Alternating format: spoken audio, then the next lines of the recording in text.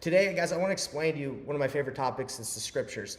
I want to explain to you the Bible, what the Bible is, where it took place, the story of the Bible, and how it aligns with the Book of Mormon. Now, I know a lot of people don't believe in the Book of Mormon. It's okay. I totally understand. This is not to convince you that the Book of Mormon is true. This is to show you how they align and the stories align. So again, if you don't believe it, don't comment here and say, oh, that book's trash, because it's okay. Like, it's okay if you believe that. And if you haven't read it, I invite you to read it and then judge for yourself and pray about it. But this is more to show you, hey, how they align, how they work together. That's pretty much it. So a lot of people don't know the story that I'm about to share with you.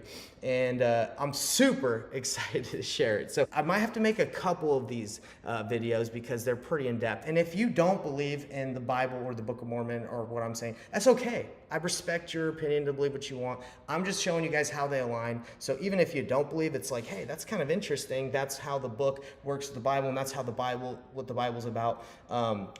Now, they might have differing opinions. That's why there's over 40,000 Christian denominations out there, is because so many people believe differently, okay? So, and I got one guy here saying that it's blasphemy. I get it, sir. I get that you think the Book of Mormon is not true, but this video is not to argue with you or convince you. This is to show you how the story aligns. So please refrain from attacking me for my beliefs. Just watch, and if you don't want to watch, that's okay. You can take off. So here is how the story of the Book of Mormon and the Bible aligns. It all starts with the Bible, okay? So the Bible, if you guys don't understand what's going on in the Bible is made up of the Old Testament and the New Testament, okay? No one can refute that. That's truth, okay? The New Testament and the Old Testament, that's what it's about. It starts with the Old Testament. What is the Old Testament? The Old Testament basically starts out with the beginning of time, Adam and Eve, all right? No one really knows where Adam and Eve were after they were kicked out of the Garden of Eden, okay? Now, we have different beliefs in the Church of Jesus Christ of Latter-day Saints where we believe the Garden of Eden was, but that doesn't matter. After they were kicked out of the Garden of Eden for eating the fruit, all right, whatever fruit that was, apple, it doesn't matter. Okay, so after they were kicked out of the Garden of Eden, they were sent somewhere, all right? So a lot of people believe it's the Fertile Crescent between Asia and Europe, all right? So after Adam and Eve, so that is, if you guys can see this is the books of the Old Testament. You have Genesis, Exodus, Leviticus, and it goes all the way down, okay? If you guys can see that, those are the books in the Old Testament.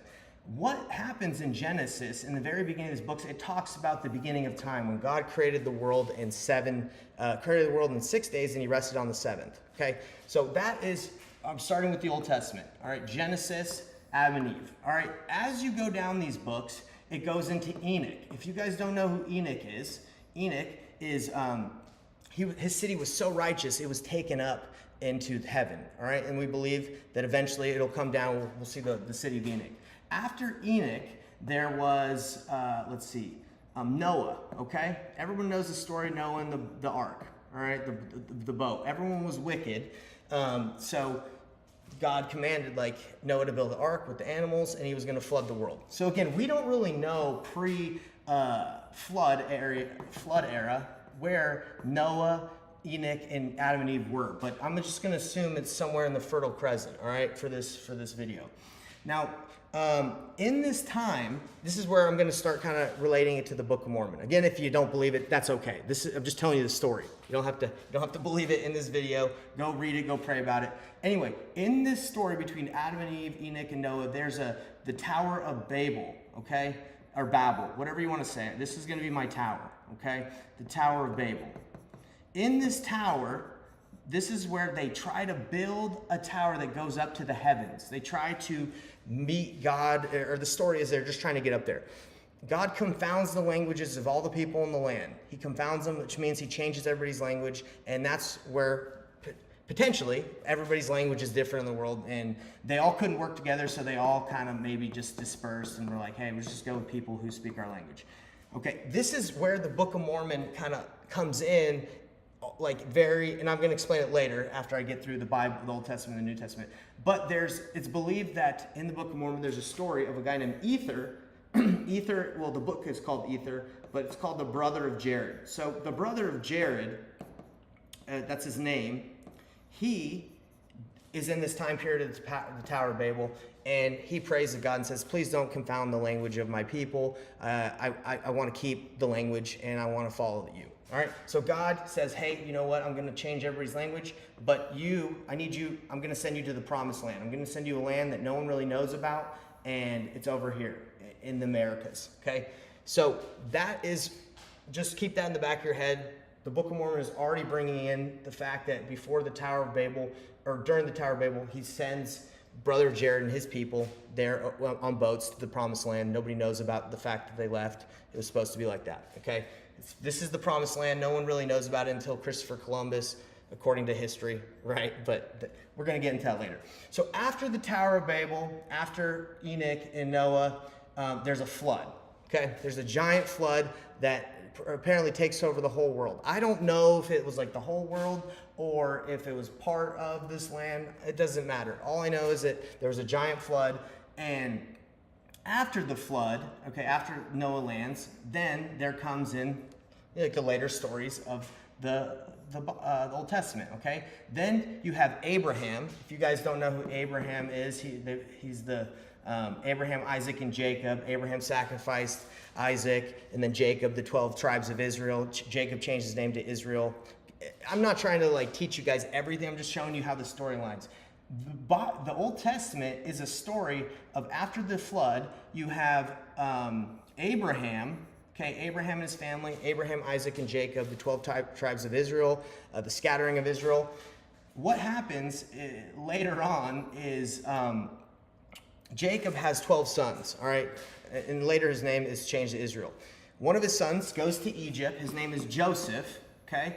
And, well, not goes to Egypt. He's pretty much, his brothers like sell him into slavery, right? And they take his color jacket and they're like, hey, you're going, we don't like you, brother. So he goes to Egypt. Later on, there's a giant famine. Joseph gets tight with the Pharaoh because he's a follower of God, and he basically like rises among the ranks and God blesses him.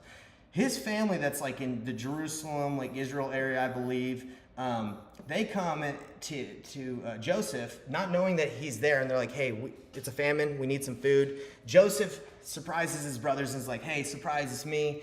You guys tell dad to come here. You can all live in Egypt, all right? So the Pharaoh gives them land. All the Jews start like prospering and living in the Egypt in this area, okay?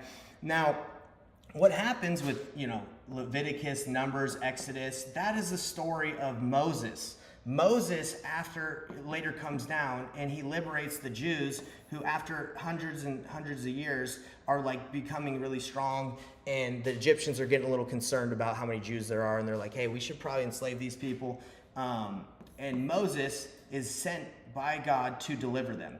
Moses, and that's what's happening here in the Old Testament with Numbers, Deuteronomy. It's Moses saving, liberating, freeing the people. They go and travel in the wilderness for 40 years. Okay, is that literally 40 years? What that means, 40 years, it just means a long time. It doesn't mean it's like technically 40 years. It's just a way to say it was a long time. They journey in the wilderness for 40 years. They go back to the promised land, the land that God has given them. And that's why there's so many wars going on in that area, because a lot of people think that's their land, right? The Jewish people believe that's their land, and then the other, there's just a lot of fighting because everyone believes it's their land. Anyway, they go back there, they conquer the people that are there, and the Old Testament is a story of the Jews, following God and then not, and then getting, conquered by the Babylonians. There's there's the scattering of Israel. They come back. Pretty much this all happens, and this is like the Old Testament is just the prophecy and the dealing of the Jews with God. It's the book of the Jews, right? It's the dealing with God until the New Testament, okay? In the New Testament, we have right here, this is when Jesus Christ comes, okay? In the New Testament, in the first books, Matthew, Mark, Luke, John, these are called the Gospels, all right? This is like the life of Jesus Christ, and this tells us about his ministry, his sacrifice, the Savior of the world, which I believe. If anyone's like, oh, you don't believe in Jesus, I do believe in Jesus. I love Jesus. He's my favorite, okay? So the Gospels explain Jesus' life. After the Gospels, after Jesus Christ dies and is resurrected, literally comes back to life, gets a perfect immortal body, right? And he shows it to the disciples. The books in the New Testament are the stories and the letters and the teachings of the apostles after Jesus Christ dies until the apostles are martyred, okay? And then we don't have any other scriptures according to modern beliefs that's over. It's it. There's no more scriptures ever. God's done talking to everybody after the apostle dies. That's what most people believe. I don't believe that, and neither do people that are part of the Church of Jesus Christ of Latter-day Saints. We believe that modern revelation exists, that God still talks to man, and that's where the Book of Mormon comes in, okay? We don't believe that the heavens are shut. We believe that we still can talk to God, and he still has many things for us to know, and that the Bible, it is the Word of God. We believe it 100%. As far as it's translated correctly, it's gone through a lot of translations, but it's true. We believe that there's more. We believe that God will continue to have more until the end of time. Like, it's not like he just wanted to talk to the Jews and the people at this time. He's had many things to say before this that are in the ground. Like, we don't even know all the records that God has had for people. We just know because there's so many books in the Bible that were taken out of the Bible that didn't make it. There is, like, you guys can look at it. It's like irrefutable. Okay, it's not debatable. We believe that there's more. Now, how does the Book of Mormon come into play here? All right, let's take a deep breath. Let me take a drink. If anything I've said here is like the timeline is not correct, it's like I'm just going off of my brain, all right? I don't have anything in front of me. This is just what I've learned. Now, okay, I'll wrap it up with the Old Testament is God's dealing since the beginning of time. Adam, Enoch, Noah, there's a giant flood, takes over the world, they land. Then it's later the prophet Abraham. Then Moses frees the Jews. They go to the promised land in Jerusalem. Then Jesus Christ, the Son of God, is born. That's where the New Testament comes in, and the Gospels teach us about that. And then the apostles teach us what Jesus Christ taught them, and then they're martyred and they die. And then after that, there's 40,000 different denominations in the world because everyone's trying to interpret the Bible, which is good. It's okay. I respect and I love everybody's belief, but that's what's happened. If you don't agree with that, that's okay. Now, how does the Book of Mormon come into play? So I told you guys about the Tower of Babel, all right? The Tower of Babel, or Babel, whatever you want to say, happened during Adam and Eve, like in the very beginning of time, Enoch, Noah, God confounded the languages. In the Book of Mormon, there's a book called Ether, where the brother of Jared, it's a story of the brother of Jared, his name, we know his name, but it's long, so I'm just going to say the brother of Jared. That's what it says in the scriptures. He asked God not to confound his language, to change it. So God's like, you know what? You've been righteous. I have a promised land for you. You guys can read about it. If you're like, that sounds ridiculous, go read about it. It's a cool story, the Book of Ether, all right? Now, this is how the very beginning. Now, because the Book of Ether, it's like at the very end of the Book of Mormon, okay? So that's not the very beginning of how the Book of Mormon starts. This is how the Book of Mormon starts and how this aligns. It's an amazing story. Again, I get pumped because I've read it like 40 times all the way through. Anyone's like, hey, you're dumb? It's like, hey, okay, whatever. If I'm dumb if I believe it, but I know it's true. So here's how the Book of Mormon takes place. So in the time of a king named Zedekiah, okay, there was a guy named Lehi. Lehi was a prophet, okay? He was a prophet that was preaching about Jesus Christ, and he was like, hey, everyone, you need to repent. And this was happening in Jerusalem, in the Promised Land, in this area of Israel, okay? King Zedekiah, okay? He's the king. Lehi is a prophet of God, and he says, hey, everybody, dude, I got to change the color. It's too similar, okay? There you go. So he goes and preaches and says, hey, everybody, you need to repent, or the city of Jerusalem will be destroyed. Everyone's like, Lehi, you're an idiot. What are you talking about? That's not true. We're going to kill you. So God tells Lehi, he says, hey, they're going to kill you. Take you and your family, leave Jerusalem, leave the Promised Land, and I have another land that's for you, okay? I have a land here in the Americas for you guys. No one really knows about it. I've kept it secret because if everyone knew about the Promised Land, like this area, then the whole world would take over it, right? So God kept this secret for a long time, okay? And he only sent his chosen people there, right? So Lehi leaves with his family. They build a ship. No one knows like where exactly they landed. We don't know if they went here. I think they went this way, or who knows. All I'm saying is they took a ship and they landed. There's a lot of speculation on if it was here, if it was here. It doesn't matter where it landed, okay? So Lehi takes his family. He has a son named Nephi. Nephi is the youngest of his sons, okay? At the moment in the story when they're leaving. There's Laman, that's the oldest, Laman, Lemuel, and Sam, all right? So these are, and you guys can't see it because my video's in the way, but it's fine. So there's Laman, Lemuel, and Sam. They travel to the promised land that God has given them, and they land. And the Book of Mormon is about their dealings with God, communicating with them, and they're Jewish. Like they're of Jewish descendants. Like they came from here, okay? That's why the Book of Mormon, it's irrefutable, has chiasms. It has many different things that Joseph Smith, who translated the Book of Mormon, like wouldn't have known if, like at all, with a second grade education. But he was able to, if you've read the Book of Mormon, like you'll see there's a lot of like Jewish tradition and things, chiasms. If you, look it up. So they land, and that's what Nephi is. First Nephi is the story of their travels from this area to the promised land. Okay. He talks about his dad, what happened to his dad, what visions he saw, what prophecies, all about Jesus Christ, okay? Second Nephi as well, okay? So second Nephi, first Nephi, it's all Nephi, the story of his like interpretation and his writings following what's going on. Jacob is Nephi's brother. He's a prophet. Also, his dealings here, okay? We don't know where they're at, again. You can speculate on that. Then Enos. Enos is the son of Jacob, Jerem, Omni, Words of Mormon. So once we get to the Words of Mormon, there's a guy named Mormon. That's why people call us Mormons, but we belong to the Church of Jesus Christ of Latter-day Saints. Mormon is the person that took all these records from all the people that have lived in this time, and he takes all of them and he compiles them into, he abridges them into one record and he calls it the Book of Mormon. That's why people call us the Book of Mormon.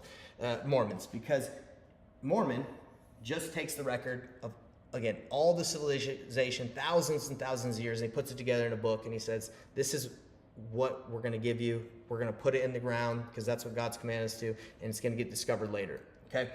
So the Words of Mormon, he comes in at this part of the Book of Mormon, and he says, hey, everybody, I'm putting the book together. I just want to let you know who I am, and he explains like the purpose of what he's doing. Later, there's Mosiah, Alma, Helaman. These are all prophets. They're all descendants of Nephi. And a little bit to tell you about the story. When I told you that Nephi was the son of Lehi, okay? They travel, and he has older brothers named Laman and Lemuel. So it's Nephi, Laman, and Lemuel. When they land in the promised land, they don't get along. They think the older brothers are, they say, wicked. They're not righteous. They don't want to follow God. And they're like, hey, Nephi, we're not going to follow you. We're going to kill you. So Nephi, he takes off up north, wherever they're at, and the Laman and Lemuel, they form what's called the Lamanites, okay? And Nephi, anyone that follows him are the Nephites. The Book of Mormon is pretty much a story of the Lamanites and the Nephites like fighting for thousands of years until the Lamanites finally take over and conquer the Nephites and destroy them completely. Okay, so that's what's happening in the Book of Mormon. It's just their dealings. The Nephites are following God majority of the time. The Lamanites eventually destroy them because they become wicked. In the middle, like the climax of the Book of Mormon, like the best part is Jesus Christ, the resurrected Jesus Christ in 3rd Nephi, comes and visits the Nephites after his death and resurrection. So Jesus Christ told his disciples, he said, many sheep of this fold I must go visit, right? I have many sheep of this fold that I must go see. You guys can read that in the Bible. What we know from the Book of Mormon, that he came and visited the people, that you can read it. 3rd Nephi chapter 11 talks about Jesus Christ coming. He teaches his commandments. He teaches many of the same principles, or all of the gospel that he taught here. And he said, other sheep I have not of this fold I must go see. Is it possible that Jesus Christ also went and saw somebody here in Asia or Australia or Africa or anywhere, the Gentiles? Like, did he go and see the lost tribe, the 10 lost tribes of Israel, after they've been scattered for thousands and thousands of years? Is it possible they went somewhere else? Absolutely, absolutely. So I'm never going to say, like, I know, because there's so many things I don't know. I'm not going to say he did not go see his other children. I don't know. But I do know that he went and saw the people, because I've read the Book of Mormon, I've prayed about it, and it's true. He came here. Did he go anywhere else? I believe he probably, well, that's what he said. So I'm going to believe what he said. Okay? So Jesus Christ comes and visits the people in the Americas. After he visits them, they lived, 4th Nephi basically talks about they lived for like 400 years, okay, at AD, 400 years of righteousness. They don't sin, like they all live and they do their best. Now, after that, the Nephites and the Lamanites, like I told you guys, I'm going to go switch another color. The Nephites and the Lamanites, they start fighting again. They start going at it, okay? The Nephites eventually turn wicked. They don't choose the right, and my baby's up. She's up, everybody. I gotta finish. Okay. So eventually, the Nephites turn wicked. They start fighting.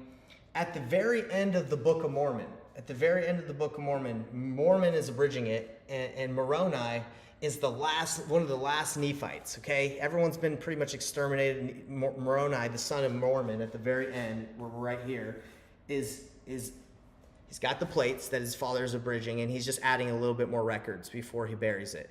And before he wraps up, he's like, hey, everybody, I'm about to go to my death. Like, I don't know when I'm going to die, but I found this record in ether. It's about the tower, the brother Jared that came from the Tower of Babel. I think you guys should read it because it's an amazing book. I'm going to put it in this book for you guys. So that's how we have the tower, the brother of Jared, the information about the Tower of Babel. Moroni puts it in before pretty much he goes to his death, or he gets translated, who knows. So after we read about ether, and we know where that came from, Moroni's like, hey, everybody, I've taken this book, and I'm going to put it in the ground. I don't know who's going to find it. I think maybe he knew, right? But he's like, I'm going to put it, I have faith, and I will see you guys. I will see you guys before the judgment bar of God. You will test if these words are true. It is up to you. I can't convince you.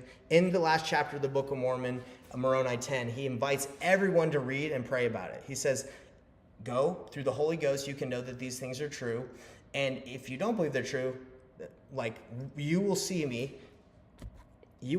before the judgment bar of God, and God will say to you, did I not give you the words of this man? Judge for yourself. So that's my invitation to everyone, is read the scriptures, pray about them. I know that they're true because I've dived into them. I've dived in deep, and I've prayed, and I've read thousands and thousands of hours to bless my life. I invite you guys all to do the same. This has been my explanation of the scriptures. Hopefully this has been helpful. If you guys don't like it, that's okay. Pray about it and find out for yourself. No amount of evidence. I can't convince anyone that this is true, but I can share my testimony with the world that I know it's true. And I love sharing this message because I think it's the best message in the world. Jesus is the Christ. He has talked to his children all throughout time, and he wants us to follow him. He's given us commandments to live, and as you live them, you're going to live a happier life.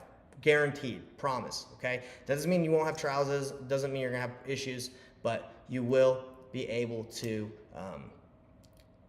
you're going to be able to have more joy, I promise you. All right, have a great one, everybody. More videos to come. If you like it, let me know. If you don't let me know because I don't want to hear it. See ya.